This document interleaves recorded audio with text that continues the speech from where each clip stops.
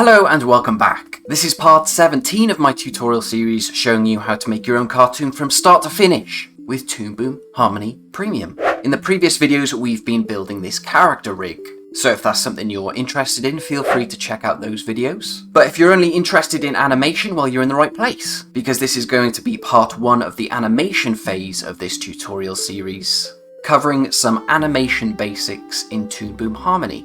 However, if you are using another animation software, it should still be of some use to you. I'll be going through a few different animation exercises, starting out with some easier ones, and then going through some more difficult ones, so that you'll be more prepared when it comes to animating a character in scene. And if you do want to use this character rig, it is available for download in the description below. I'm no master animator, but I have been animating long enough to teach you some useful things if you are just starting out as a beginner, and to help make your animation look smoother and less robotronic or floaty by incorporating some basic animation principles. So let's get started. So we're gonna leave Sunny for the time being, and we're going to go into a new scene. And I know there's a lot of bouncing ball tutorials out there, but I just want to include this in the series so that it's there and it is a good starting point.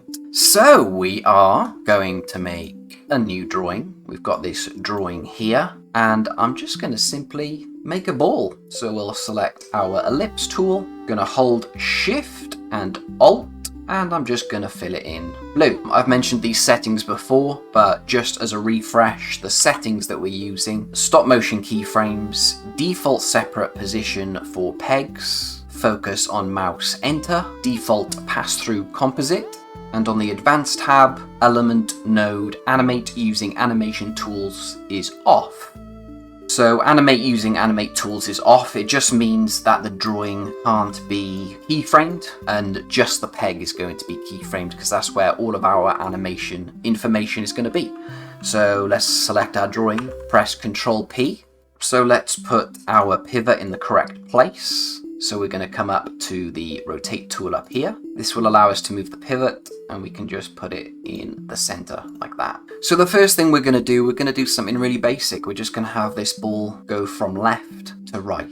So this is a new scene, so go to scene length, increase it if you want to. We're going to increase it up to 1000, just so we've got plenty of space. Press OK. And then as we go down the timeline and we drag this down, you can see that our drawing disappears, and that's because we need to extend the exposure. So I'm just going to go all the way to the end of the timeline, click the drawing, press F5, and then that will increase our exposure. So this is the playable area. So if I press play, it will go from there to frame 10, and that's because we've just got the playable area there. But we can bring that up to, let's say, 100.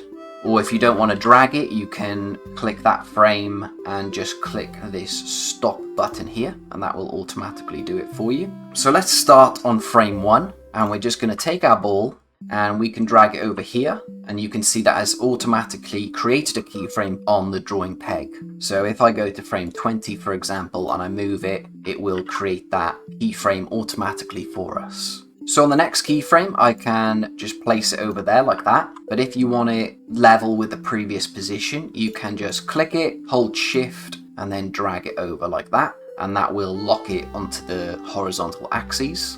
So now we've got 2 positions there. So these are essentially the key poses.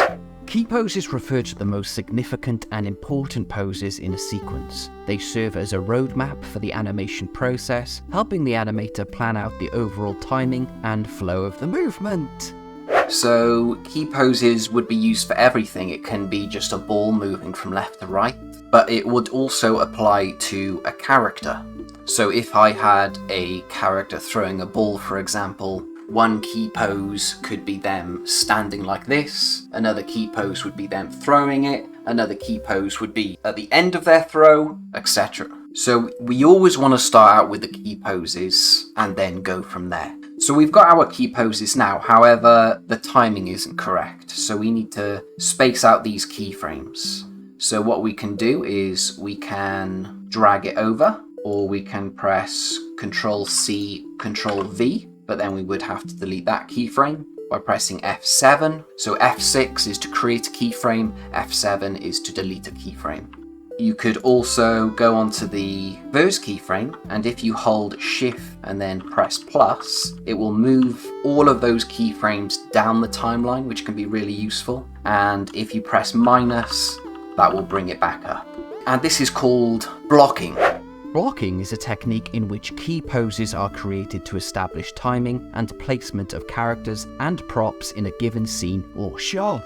So if you work in a studio, for example, they would probably want you to do blocking first. So here we've got our ball blocked out, but we've got no frames in between here. So you can click this button here, which will set motion keyframes, which will tween it or interpolate it. And the shortcut for that is Control K. If you want to set it as a stop motion keyframe, which will get rid of this interpolation, you can press Control L. Press Control K to bring that back. And now if we play it, you can see that ball goes from left to right. Let's decrease the playable area. So I'm just going to select this keyframe, click stop. So there we go, we've animated our ball. However, that doesn't look that interesting. So what we can do is we can click set ease for multiple parameters. So if we click that, this is essentially controlling the ease in and ease out.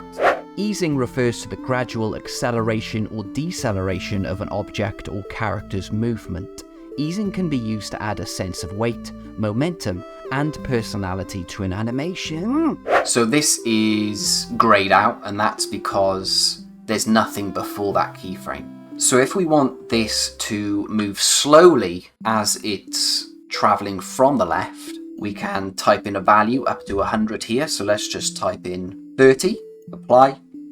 And then if we play that, you can see that it's starting off slow and then it's maintaining its speed until the last keyframe. So if we turn on our onion skinning here and we move down the timeline, we can increase the onion skinning by dragging these out. So the red frames are before, the green frames are after. And you can see that these frames are closer together. If we press Ctrl Z so that it's back to 0, we can do that with this next keyframe. So if I press apply next, it will jump to the next keyframe. And we can do the same there. So we can press 30 there, and this time it will start off maintaining its speed and then slow down towards the end. And the more that you increase that number, the frames will be more closer together towards the end, so it'll start fast and then it'll slow down faster towards the end. You can also do both. So if we put 50 in there, put 50 in there, it will start off slow, so it will accelerate and then it will de-accelerate towards the end. Like that. So we are going to reset those back. So this interpolation here, this is animated on ones, and what that means is the animation is on each frame. Now, generally speaking, in many animation studios, television series productions are animated on twos. So if we highlight this, and we want to make sure all of our keyframes are on odds or evens, so we've got our keyframe on 1 and a keyframe on 11. And if we highlight that and then we click this button here, we can type in 2 there, press OK, and it will now animate it on 2s, so that animation is for every 2 frames. So you can see here you got 1, 2, doesn't move, then it moves, 3, 4, and then it moves and so on. However, you know, sometimes if it moves faster, you can change from 2s to 1s. But that's just a general note. So something I found out from a friend of mine who is an animator in Mercury Filmworks, you wouldn't actually use set ease for multiple parameters because it can make it look a little flat. So what you would do instead is you would set motion keyframe, so we'll press Ctrl K, and if we want it to slow down at the end, remember we're going to be animating these on 2 just for this example. So in between here you are going to have 1, 2, 3, 4 keyframes. So what I'm going to do is I'm going to press F6, drag it down, press Ctrl K, and then I'm going to do it on the next keyframe, F6, drag it down, Ctrl K, on the next keyframe, F6, drag it down, and then again Ctrl K, and on the final keyframe there, I'm going to press F6 and drag that down. I'm going to then highlight it all, Press Control L, which gets rid of our interpolation. And now it slows down towards the end. That's animated on 2s. So instead of using our setties for multiple parameters, we've done it manually by doing that, and that's generally what they would do in many studios. If you wanted it to do it the other way around, you would just do the same thing. So F6, drag that down, and then it would start off slow and then jump to the end like that. There's no hard rule for this. It would depend on the weight behind it and the speed and how long the animation is, etc. But I'll show you more about that when we do start animating our character. But I'll stick to 1s just for the time being. I just wanted to mention that quickly. Okay, so let's bring this back to frame 20, and we are going to tween it. And let's make this look a little more interesting by putting in some anticipation. Anticipation refers to a technique where a character or object prepares for an upcoming action, often by briefly moving in the opposite direction or adjusting their pose or expression. This makes the movement feel more dynamic and impactful. So what I'll do is bring that keyframe down, and then I'm going to paste it at the beginning, and I'm going to move the ball to the left. Now you can do it with your arrow keys as well. Just tap that. If you want to move it in bigger increments, you can press shift and arrow. So we've got that. So now there's a little bit of anticipation. Let's put our timing in. We'll do 20, and then let's do 30 here, and then we can do 30 at the end there. So now you can see there's a little bit of anticipation. And all of these things that I'm showing you, even though this is just a ball, a lot of these principles are going to be incorporated into your character. It's just going to be a little more complicated because there's a lot more moving parts to your character. So we've got a little bit of anticipation there now. Now let's do some overshoot. Overshoot refers to a technique where a character or object's movement extends beyond its intended endpoint or settle. This is typically a result of momentum or force and creates a sense of weight and exaggeration in the movement. So what I'm going to do is I'm going to copy and paste this frame, and then with this I'm just going to shift it over slightly, and then with these parameters we can do 20 and we can do 20 there. So now our ball moves, there's a little bit of anticipation, and there's a little bit of overshoot as well. And if we put our onion skinning on, we can just do a little bit of a stretch by widening that, and then you wouldn't have any parameters on here. So now you've got a little bit of a stretch. So let's do a new exercise, and this time we're going to do the bouncing ball. So I'm going to change the position of the ball, shrink it down slightly, and then I'm going to put it at the top here. Then I'm going to introduce this ground peg that I made earlier, which is just a line. So again, key poses. So the first pose is going to be here, and then our next pose is going to be when it hits the floor. And I'm just going to put the pivot temporarily down at the bottom, and I'm going to stretch that up. Squash and stretch is the principle of applying a contrasting change of shape to give a sense of flexibility and life in the movement. And then I'm going to squeeze it a little bit, so we've got that stretch. And then I'm going to copy and paste that frame there. So I'm going to bring that down, and I'm going to widen it as well. So that's our squash. So we've got our stretch, squash, and then I'm going to copy and paste that frame after the squash, and then that one at the end as well. So these are our key poses here. And if we play that, it doesn't look very good because we've got to sort out the timing and spacing. Timing and spacing are key principles in animation that refer to the speed and duration of an animation, timing, and the positioning and movement of an object or character over time, spacing. They are closely related and must be carefully balanced to create a natural and convincing motion. So let's do that. We can Shift plus, move these down a little bit. Or we can drag them like that. So we've got our starting position, and then that can be on frame 7.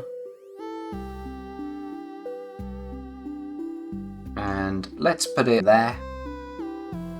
And then this one. And then we'll do the same amount of frames that this one had. So we'll put that there. So we are going to highlight all of these, press Ctrl K. I'm going to bring this down and I'm going to actually cut off this frame because I want to loop it. And the way to loop it is you click this button over here, loop, and then that will automatically loop it from the point that you set it at here. However, obviously we haven't got any easing here, so let's do that now. So our easing, let's put 30 on here. That's going to be down until there. And there would be some acceleration there because of the momentum of the ball springing back up into the air. So we can do 30 for that. And then we're going to do 30 for the end one as well because it's resisting gravity and then gravity is taking hold of it to pull it back down.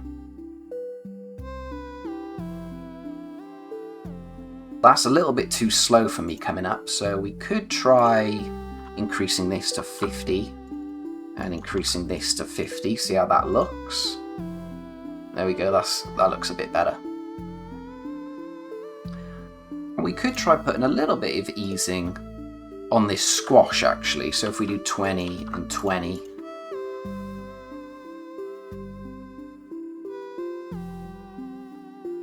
And yeah, let's just put our onion skinning on. So you can see here that it starts off slow. There's more frames towards here. And then it goes down, squashes. Let's try putting 40 there instead.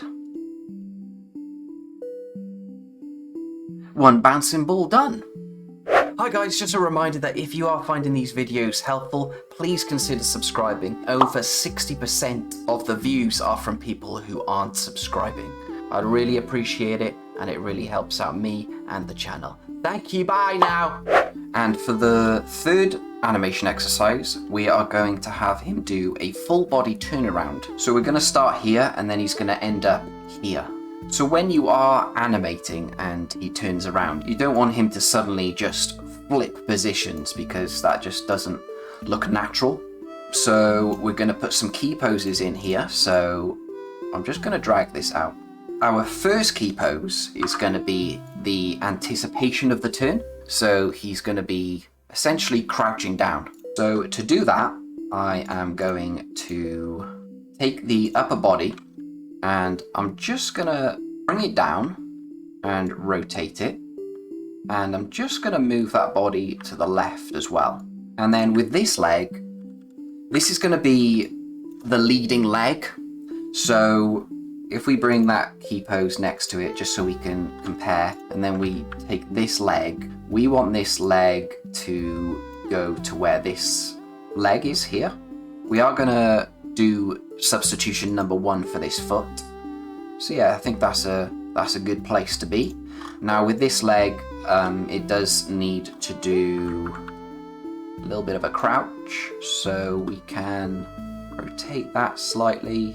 We'll select the whole leg here, and we could even do a little bit of a squash on it. Just rotate that, and then this leg here, we'll rotate that to about there. And then we can line that up a little bit better. And if you need to, you can always use the deformers to match it up if you need to. You can see there, it's a little bit outside of the waist. So, and match that up to the body, around about there. And then because it is a little bit of anticipation, I am going to bring this head down to about here. We can bring the face down a little bit as well. And if we wanted to, we could just bring that down and then bring that antenna to match like that. We're going to do a little bit of arm movement as well. So we can bring that arm out, bring that arm down, and bring that arm out as well. Let's make these arms look a little less cut-outy. So let's select them both press the deformer icon up here, and we're going to go over to this button, which is control selection mode, which allows us to control multiple handles at once, and we're just going to put a little bit of bend in it, nothing too extreme, just to make it look a little bit better. And then we'll do the same with this arm as well. Could even bring that body down some more as well. Maybe curve that shirt even more. I'm going to put a bend in this shirt as well. So we've got these 3 poses now. So next we're going to push that last keyframe down 1, because I want to put this pose into here, but I'm just going to flip it, and I'm going to move it so that the feet match up. Actually, I want that leading foot to match up with that resting pose. So I'm just looking at the tip of that toe there. Okay, so we've got 4 poses now. We've got that one, that one, that one, and that one. So now we need to work on our spacing and timing. So we can push that down, and we are going to be animating these on 2s as well. So we're going to have 1 frame in between there. Move that down 3 because we're going to have 1 frame in between there. And move that down 3 because we're going to have 1 frame in between there as well. And that foot's being a little bit weird there, so let's just make sure all of our substitutions are consistent from this point to the end of the timeline. There we go. And I will just press stop on 230 there, just so that's our playable area.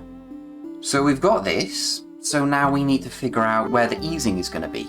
I want him to start off a little bit slowly, so I don't want him to just, go straight into it.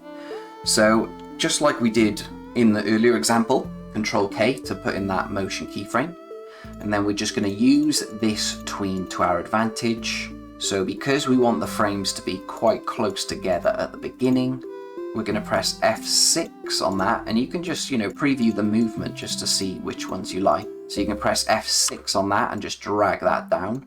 If you want it to be even less of a movement, just like that, you can press F6 again and just replace it like that.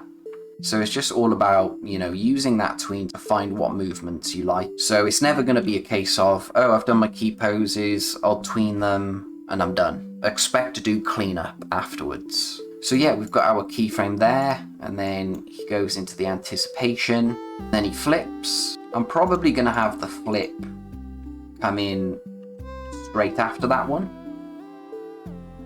And then let's just see how that looks.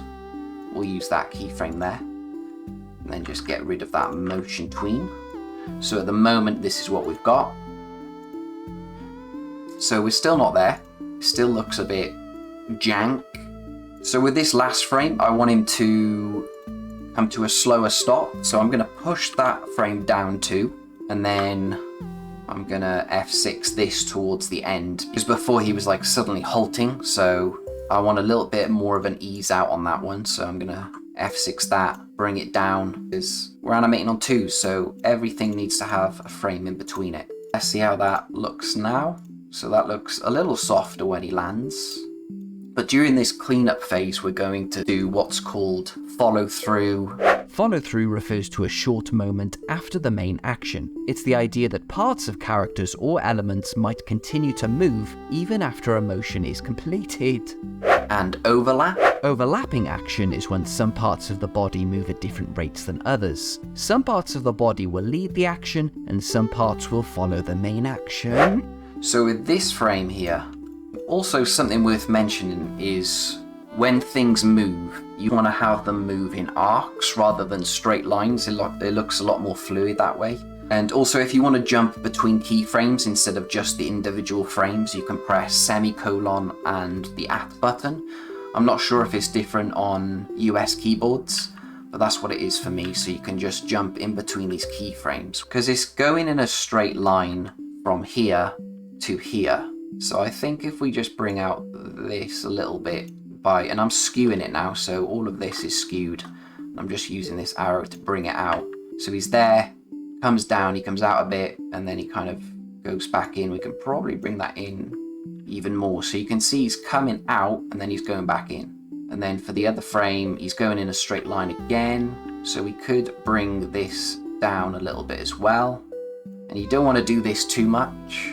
It starts to look obvious that you've squashed it, so you might just want to move pieces around instead. So he's at a lower point here than here. So with those feet, if you have a look, he's moving his leading leg to the other position.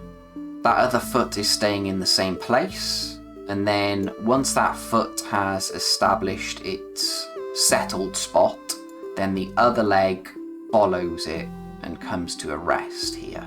So I'm gonna have him come back slightly, and we're gonna have that hand, because this arm here is this arm. So what I'm gonna do is I'm gonna bend this arm just so you can see that it's coming from that position. And then I'm gonna click it, I'm gonna press B to go up the hierarchy so that we're on the deformer, and then it'll disappear so you won't notice there. But if you press this button here, reset current keyframe, that will make the deformer go back to its resetted position. And then we're going to do the same for that, so it just straightens out. And then we can just put a little bit of a curve on that arm. So he comes down, the arm is kind of following where that hand was, which was over here. Maybe we can rotate that arm a bit more actually, or the whole arm even. So there we go, it follows that a little bit more. And we're also going to do the shirt as well. So we can just bring it down here like that. And then we can even do it with our logo as well. So we can move that over there. Just do a little bit more of a stretch. So we're going to do a slight smear on the face. A smear is a technique to create the illusion of fast movement or motion blur. It involves distorting and stretching an object or character to give the impression of a continuous motion. So just drag these points out, and it might look a little strange at first, but remember you're only seeing this for the first frame, and it's just going to help our brain fill out the frames. And we can do the whole face as well. So if we select that base peg and we'll just move it over here, we can do a little bit of that. You can even do, if you've got a deformer on the eye, you can do a little bit on the eye as well. And on the mouth, we'll do a little bit on that eye as well. So this is what it looks like so far.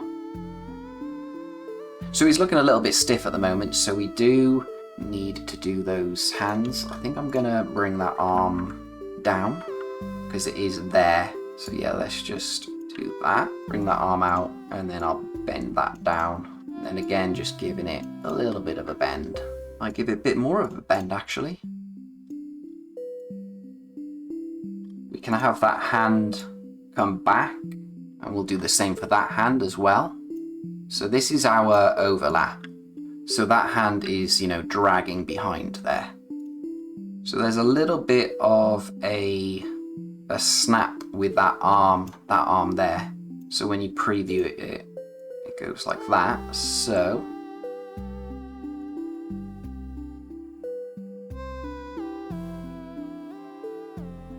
we'll just fix that arm.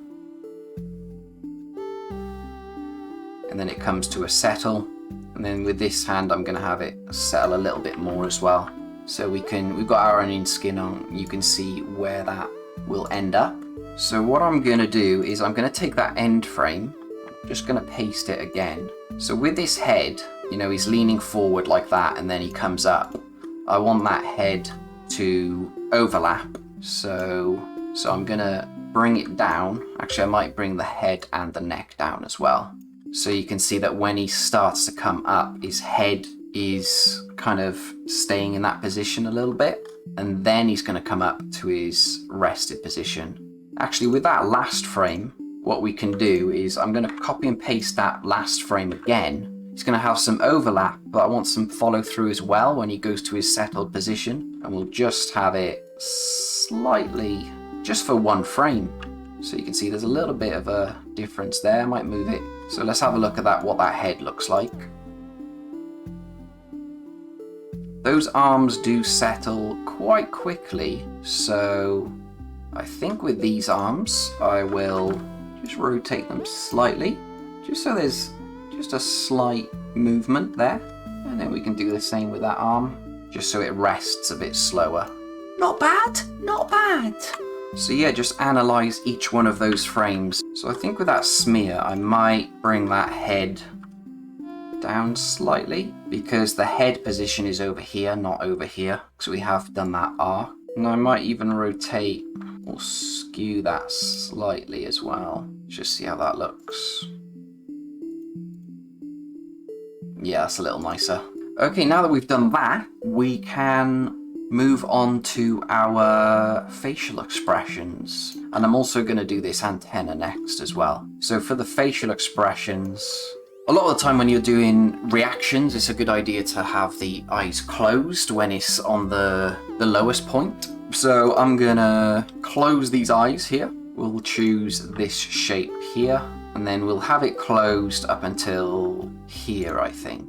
So look, we can have that mostly open for that one, and then for this next one we can have it entirely open. And also we can even bring down these eyebrows as well. Bring down these eyebrows there. We do have our master controllers that we could use for this as well, which will speed up time. I've just copy and pasted the both eyebrows peg there, and then for this closed position, just bringing it down a little bit. And that's when it can start to come back up. So we've got that. I don't really like... I might actually do that blink on the ones. So instead of having it for 2 frames here, I'll have it open or nearly open there. And then on this one, we can have it mostly closed and then closed. So it just looks a little bit smoother, I think. So for this foot as well, we can do a little bit of a smear on this foot. So this is where it flips. But what we can do on the frame before that, we can use these deformers to stretch it out a little bit. So we'll move that deformer down and also just rotate it a little bit as well. Yeah, that looks a little bit better. And finally, the last thing we're going to do is this antenna, which is going to be a good example of overlap and follow through. So we'll turn our onion skin on. So this is the position it starts at, and then he comes down, and we'll just follow where that ball was. So we can do it about there. Depending on how exaggerated you want, you can make it closer or further away. We'll just have it about there. I think with that ball as well, we can stretch it out. Do a little bit of a smear on that, a little bit of a stretch. Do the same thing here. Oops, you can see I've accidentally put it in between the 2 frames here, so we can just drag it to the previous frame. And then, so yeah, it comes down here. On the next frame, we can have it be quite extreme, I think. So we can have it about there. So we can always see our previous frame for reference. Do a little bit of a stretchy. This is where it's going to go forward a little bit. So this is the follow through.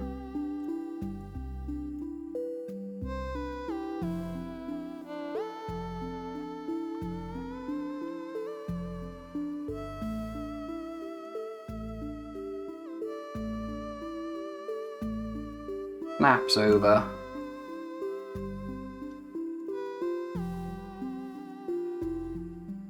So this is the reset position. But we'll put another keyframe here, and then we can have that just a little bit before it settles. We'll just see how that looks. We might need to change it. Yeah, I think I'm going to do an extra keyframe here, actually. Actually, we might as well have it follow through. So it comes over there, and then go forward just a little bit. Come forward like that, and then on that one we can have it about there. Just making sure we've got that nice arc that I was talking about earlier. So there we go, turnaround complete. So in conclusion, key poses first, then establish your timing and spacing, then add in your overlap and follow through actions, and then do your cleanup. And don't overcomplicate it. When you start broad and then start working on the details, you'll find it a lot easier. Something else I would recommend if you want to, get the practice in as well, is if you go on Twitter and find little animation clips from different animators, maybe animators you follow, there are websites where you can download those Twitter videos, and then you can actually bring in those videos by going into File, Import, Movie, and then bring in that movie, and then it will put all of the frames onto the timeline for you. So then you can put keyframes on there to establish where the key poses are and just study the animation. So there we go, that's the end of the video. In the next video, we are going to be doing a walk cycle, so stay tuned for that. Thank you so much for watching. If you do have any questions, you can leave them down in the comment section below, or you can ask me live over on Twitch, where I stream this stuff 5 days a week. If you enjoyed the video and you found it helpful, please feel free to like and subscribe. Your support really does go a long way. And if you want to be notified of any future videos, you can click that notification bell. Thanks again. I'll see you in the next video. Bye!